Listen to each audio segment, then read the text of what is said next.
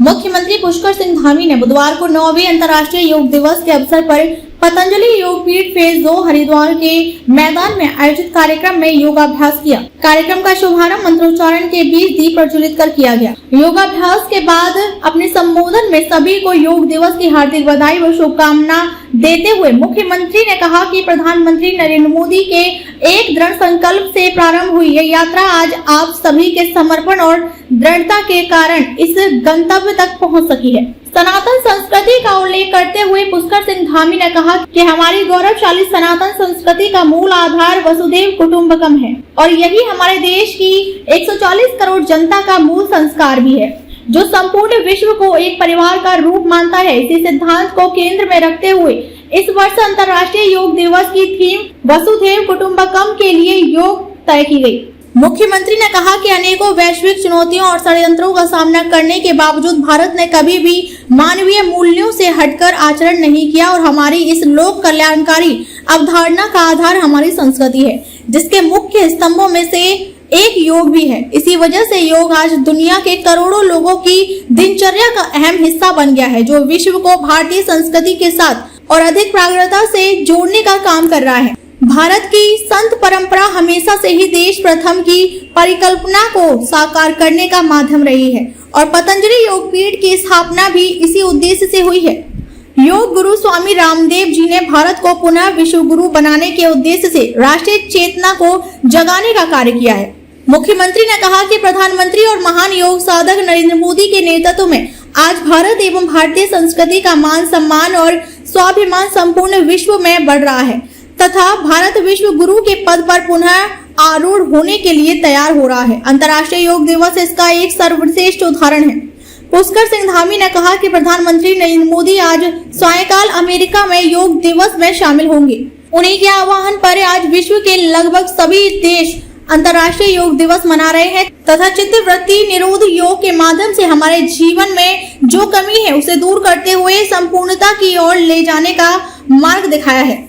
मुख्यमंत्री ने कोरोना काल का जिक्र करते हुए कहा कि योग भारतीय संस्कृति का अभिन्न अंग है और कोरोना महामारी के दौरान हम सभी योग के महत्व से परिचित भी हो चुके हैं। उन्होंने कहा कि दौड़ भाग की जिंदगी में चुनौती के साथ तनाव भी है तथा इस तनाव को दूर करने का साधन योग है, जिसे उत्तरोत्तर आगे बढ़ाने में पतंजलि का महत्वपूर्ण योगदान है।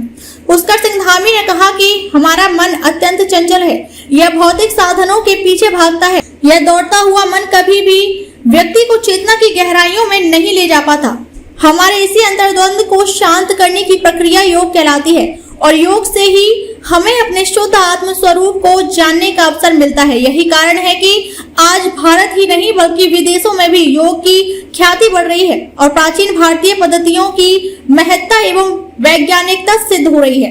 मुख्यमंत्री ने कहा कि हमारी देवभूमि की तो पहचान ही एक विश्व स्तरीय योग केंद्र के रूप में है और सरकार का पूर्ण प्रयास है कि इस पहचान को और भी अधिक सशक्त किया जाए। उन्होंने कहा कि हम विकल्प रहित संकल्प के तहत निरंतर इस दिशा में कार्य कर रहे हैं कि देवभूमि उत्तराखंड एक उत्कृष्ट व नंबर 1 राज्य बनने के साथ ही सनातन संस्कृति की वैश्विक राजधानी बने। योग आत्मनिर्भरता के लिए, योग वसुधैव कुटुंबकम के लिए योग का अनुष्ठान और 9वां अंतर्राष्ट्रीय योग दिवस भारत में कम से कम 10 करोड़ से ज्यादा लोग घरों से बाहर निकल करके योग के लिए निकले।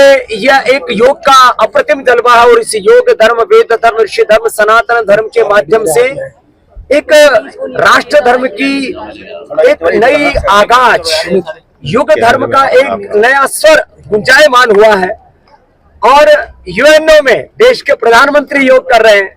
आज उत्तराखंड में 20,000 से अधिक लोगों के साथ प्रदेश के सबसे युवा ओजस्वी पराक्रमी हमारे मुख्यमंत्री पुष्कर सिंह धामी जी ने भी हमारे साथ 2.5 घंटे से अधिक कालखंड तक निरंतर योग किया और सरकार का भी स्लोगन है उत्तराखंड का, विकल्प रहित संकल्प अखंड प्रचंड पुरुषार्थ के द्वारा संकल्प से सिद्धि की यात्रा को पूरा करना है।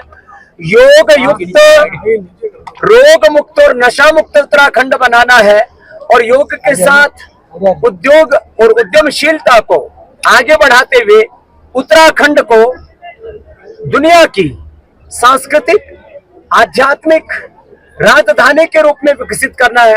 इस संकल्प के साथ आज का यह योग दिवस यहाँ संपन्न हुआ है, जिसमें हमारे हिंदू भाइयों के साथ साथ आप यहाँ पर भी देख रहे हैं, एक तरफ पगड़ी भी है सिर पर सन्यासी के, तो दूसरी तरफ टोपी भी है।